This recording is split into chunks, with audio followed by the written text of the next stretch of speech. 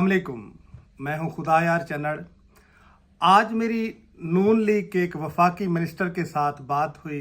मेरे दोस्त हैं, गाय बगाए गपशप होती रहती है।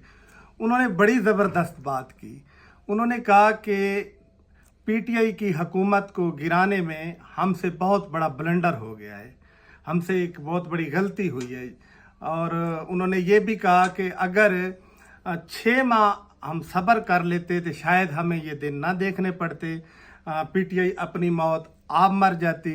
लेकिन अगले 5 साल में वज़ीर आज़म इमरान खान को बनाने में पीडीएम का रोल होगा। पीडीएम की अपनी गलती का ये खमियाजा भुगतना पड़ेगा, जिससे पीडीएम और नून लीग मुकम्मल पछता रही है।